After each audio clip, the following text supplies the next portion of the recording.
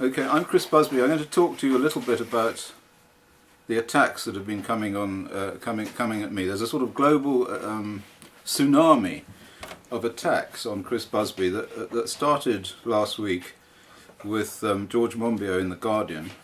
But it wasn't just George Monbiot in The Guardian. I can tell you it's attacks coming from Swedish Doctors for the Environment, from Ingrid Eckermann, from all sorts of people who are attacking me now and trying to destroy my credibility. But actually, I have a lot of friends, you know. I have a lot of friends.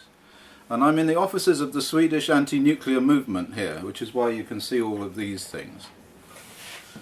And talking to my friends about all of these attacks and also about Fukushima. And I want to talk a little bit to you about these attacks and to explain what it is that's been happening. The real target for these attacks is not me, you see. The real target for these attacks is the credibility of the European Committee on Radiation Risk, who I represent mainly. And the attack is also aimed at destroying my credibility with regard to something very, very important that I've discovered in the last few months. And this is the existence of a new weapon, the existence of a weapon that was used by the United States forces in Fallujah in Iraq, and either produces or is made of enriched uranium. Now this is an extraordinary discovery. It's not a particularly expected discovery. We found out by looking at hair samples of the mothers of children with congenital anomalies in Fallujah in Iraq that some weapon had been used that either is made of or produces enriched uranium. So there is a secret weapon out there that people don't want us to talk about. And now this is actually to the nightmare of the United States military authorities and those people who use this weapon. It's out there. It's actually in a peer-reviewed journal that this exists. And as Joseph Conrad once said, when all the shouting is over, the grim silence of facts remains. And the facts here are that the United States and possibly the Israelis and other modern Western military outfits have been using this substance which is contaminating Iraq and certainly contaminating the planet. And this is a very serious matter. Sweden too. This stuff goes all over the place. Anyway, so the real target for this character assassination of me is not me. It's the evidence that this weapon exists. And of course, the evidence that Fukushima is going to kill an awful lot of people. So, taken together, what that shows is that the risk model, the current risk model for radiation is totally wrong, which is something that my group, the European Committee on Radiation Risk, have been saying for a very long time. So that's the first point. What the nuclear and military authorities have to do, what the nuclear military lobby has to do, is they have to destroy the opposition to nuclear. And the opposition to nuclear resides with the anti-nuclear movement, with the anti-depleted uranium movement, and with the Green parties of the world. So what they want to do is to cut the Green Party off from the science that shows that radiation is unsafe. But this is where the Green parties came in, because they are the only political parties that ever really opposed nuclear, and they became powerful on the back of anti-nuclear.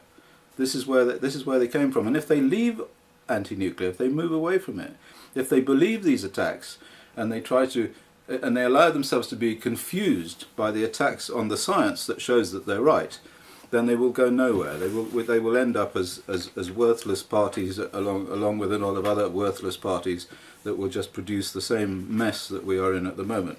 The substance of the attacks is entirely wrong. So the argument is that Chris Busby is a false scientist because he's associated with selling worthless tablets for lots of money to the poor people of Japan in order to make himself rich. So we'll take these arguments in turn. The first argument is the pills.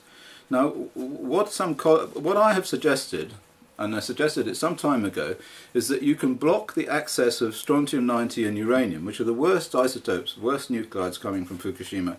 You can block their attachment to the DNA by taking calcium supplements. You take calcium. Calcium binds to the DNA, and it prevents the strontium-90 and the uranium binding to the DNA. So the first thing that these people who are attacking me say is that this isn't true. They say this is nonsense. There's actually a woman called Geraldine Thomas, who's a professor at Imperial College, who said this, who said that it is untrue. And in fact, she's wrong. What we have is at least 5 or 6 scientific papers that were published in the 1960s that show that strontium-90 is kept away from the DNA after people take calcium tablets. They did experiments with humans, they did experiments with rats. So what she says isn't true, and what we're going to do is, and what we have already done in fact, is we have sent her a letter asking her to retract, and if she doesn't retract we will sue her for libel, because she is affecting my reputation on the basis of something which is manifestly incorrect and can be proven to be incorrect in a court of law. So the first thing is they will have to retract. There is no question about that. Now, so the pills do work. That's the first thing. The second question is, do I make money out of the pills? Well, actually, in fact, there are no pills.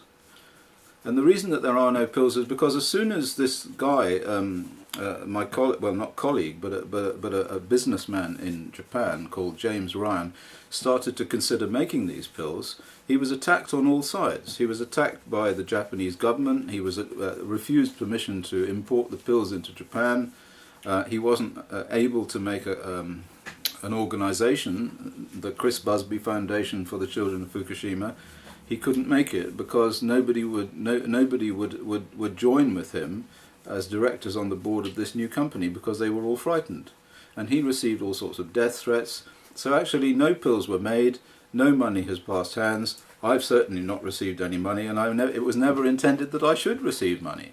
That any of the profits from the pills would have gone to the foundation to buy equipment for measuring radioactivity. So and all of this is on, this statement that I'm making to you is all on the website of the low-level radiation campaign as a general statement. Now, who organises this foundation? Well, the foundation is organised by a man called James Ryan, who's an American living in Japan, who has a child who is seriously ill and on life support. And he said to me when he phoned me up that he couldn't bear the idea of other parents having to live with children who were seriously ill, so he wanted to do something about it. And he asked me if he could use my name to set up a foundation to try and do something about it. And I said yes. So that's the limit of my involvement with this foundation.